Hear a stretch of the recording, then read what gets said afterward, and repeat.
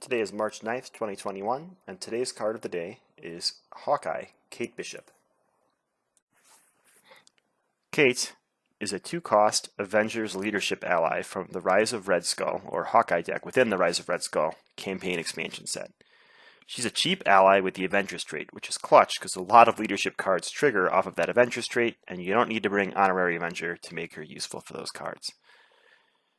She's a 1 thwart, 2 attack for 1 consequential damage ally with 2 health. So pretty generic on the stat line, low health, but that's kind of expected for a cheap cost. Ultimately, she's just a really cheap blocker. She also has a really unique way to deal damage via an ability without taking consequential, but the damage is not necessarily cheap. For an action, you can exhaust this ally and discard 1 card from your hand. You deal X damage to an enemy where X is the number of printed resources on the card discarded. So it's not exactly a great damage ratio paying 1 for 1. This is ideal in decks that want to go wide with allies and use those allies as batteries.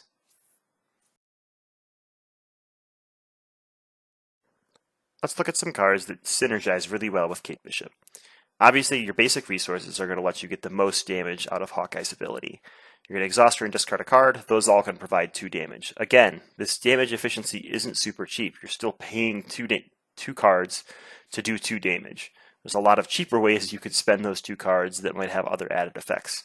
At the same time, she's a body that can block, so this is another way that you can squeeze a little bit more damage out of your ally before chump blocking, so still pretty good and pretty fun.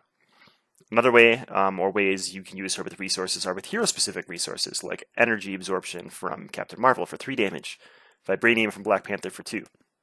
One of my favorite combos is with Hulk. So Hulk has a resource that can only be spent in hero form, but you can still discard that for Kate Bishop's power when you're in Bruce Banner form. So she can pump out Limitless Strength for 3 damage when you're in Bruce Banner, and at the same time when you're playing as Hulk, you're going to discard your hand anyway, so there's no point in holding on to your cards, and Hawkeye can be a great sort of energy sink or discard sink at the end of your turn when you have a card that's just going to linger in your hand or get discarded by Hulk. Let's turn it into some damage. Finally, I already mentioned using your allies as batteries. That would be using something like Strength in Numbers. You want to have a lot of allies not taking damage, staying alive, so Hawkeye can still deal damage while waiting for that Strength in Numbers trigger to draw you more cards. Some common rules mistakes with Kate. She can be played in a deck with the Hawkeye Clint Barton ally or with Hawkeye Clint Barton as your hero character. Just because they share a title, they are not conflicting for uniqueness because they have a different identity or alter ego. You cannot use upgrade resources like Quinn Carrier or enhanced resources to pay for Kate's ability. You're having to discard a card from your hand, not spend the resources from the card. Because of this, things like Power of Leadership won't become 2 damage, they'll still only be 1, because you're counting the printed resources on the card, not how many they could generate if you were to spend them.